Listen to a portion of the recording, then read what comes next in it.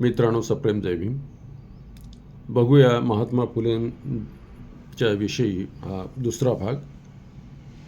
अशातच 1848 साली पुण्यात दक्षिणा प्राईज कमिटी स्थापन झाली. या कमिटीतर्फे महात्मा फुले यांना दरमहा 75 रुपयाची मदत देण्यात येत होती. त्यानंतर त्यांनी पुन्हा 3-4 शाळा मुलींच्या शिक्षणासाठी उघडल्या. स्त्री शिक्षणाच्या या कार्याची गांभीर्याने दखल घेऊन सरकारने महात्मा फुले यांचा फार मोठा सत्कार आणि 1852 साली विश्रामबागेतील वाड्यात घडवून आणला. बोर्ड ऑफ एज्युकेशनचे अध्यक्ष सर ऑरस्किन पेरी यांच्या प्रमुख उपस्थितीत आणि त्यांच्याच हस्ते महात्मा फुले यांना 200 रुपये किमतीची महागडी शाल देऊन त्यांच्या कार्याचा गौरव करण्यात आला. हजारो वर्षापासून ब्राह्मणांनी स्त्रियांसाठी बंद केलेली शिक्षणाची अवघड दारे ज्योतिबाने क्षणात स्त्रियांसाठी उघडी केली. घराघरात शिक्षणाची ज्ञानसरिता मुक्तपणे वाहू लागली. एवढे अवघड कार्य करण्यासाठी या अगोदर कुणीही धजावला नव्हता. ब्राह्मणांचा विरोध पत्करण्याचे कुणी धजावला नव्हता. ब्राह्मणांचा विरोध पत्करण्याचे कुणी धाडस केले नाही. फक्त ज्योतिबाच निर्भीडपणे त्यांच्याशी सामना करू शकले. म्हणूनच ते महात्मा या उच्च पातळीवर पोहोचले. शिक्षण हे सामाजिक आणि राजकीय क्रांतीचे प्रभावी अस्त्र आहे, महात्मा फुले यांनी ओळखले होते. त्यामुळे त्यांनी शैक्षणिक कार्याची बागडोर आपल्या खांद्यावर घेतली. सत्काराला उत्तर देताना त्यांनी केलेल्या भाषणाचा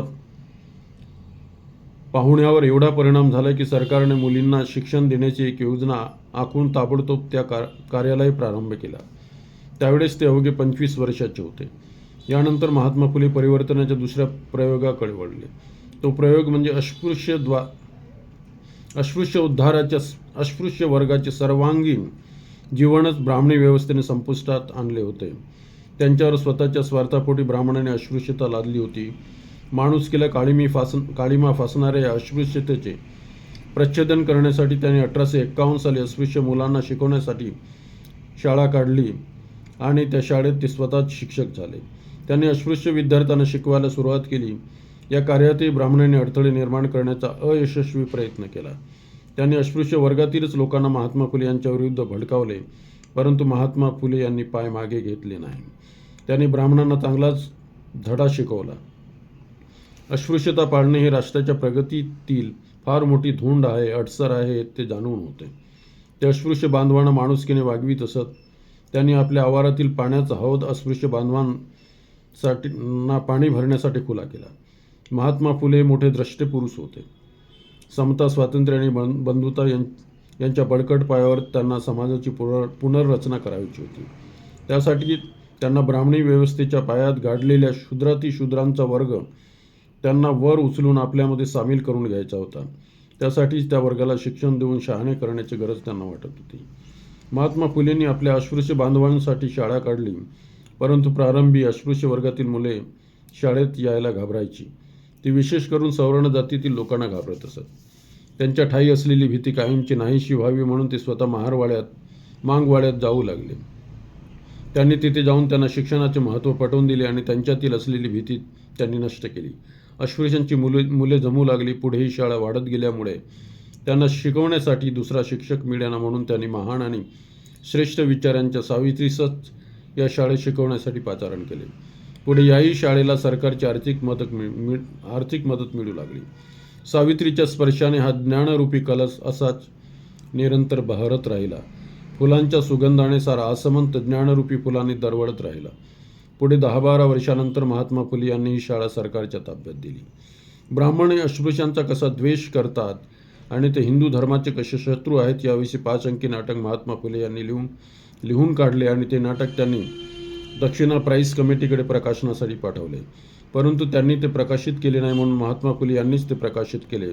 या सर्व गोष्टींचा परिणाम होऊन ब्राह्मणांनी महात्मा फुले यांच्यावर बहिष्कार घातला.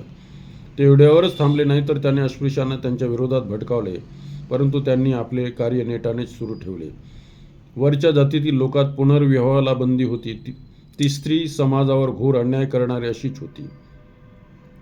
ही कुप्रथा मोडून काढण्याचे कार्य महात्मा फुले यांनी सर्वप्रथम केले. त्यांनी पुनर्विवाहाची चळवळ मोठ्या दमाने आणि जिद्दीने सुरू केली. त्यांनी शेनवी जातीतील रघुनाथ जनार्दन आणि नर्मदा या जोडप्यांचा पुनर्विवाह 1864 साली पुणे येथील गोखलेंच्या बागेत त्यांनी घडवून आणला आणि सामाजिक क्रांतीचे चक्र असे फिरू लागले. हा महाराष्ट्रातील पहिला पुनर्विवाह होता. महात्मा फुले एवढ्यावरच थांबले नाही. त्यांनी आपल्या शेजारीच एक वाडा बांधला आणि त्यांनी इसवी सन 1863 साली बालहत्या प्रतिबंधक गृह स्थापन केले. कोण्या विधवेचे अज्ञानपणाने वाकडे पाऊल पडून ती गरोदर झाली तर त्याने महात्मा फुले यांनी स्थापन केलेल्या प्रतिबंधक गृहात बाळंत होऊन जावे अशा प्रकारची जाहिरात त्यांनी प्रसिद्ध केली होती. योगायोग असा की याच बालहत्या प्रतिबंधक गृहात 1865 साली काशीबाई या विधवा मातीच्या पोटी एक मुलगा जन्माला आला. त्याचे नाव महात्मा फुले यांनी यशवंतराव ठेवले.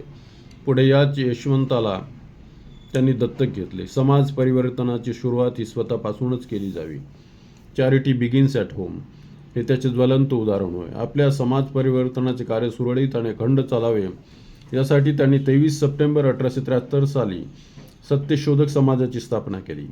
1873 साली त्यांचा गुलामगिरी आणि त्यानंतर ब्राह्मणाचे कसब आणि जातीभेद विवेक सार हे ग्रंथ प्रकाशित झाले. त्यात त्यांनी ब्राह्मणी व्यवस्थेवर कडाडून प्रहार केला आणि बहुजन समाजाच्या न्याय हक्काचे आणि उन्नतीचे त्यांनी चांगले विवेचन केले. सन 1884 साली त्यांनी इंटर कमिशन पुढे साक्ष देऊन बहुजन समाजाला आणि सर्वांनाच सक्तीचे शिक्षण देण्याची मागणी केली.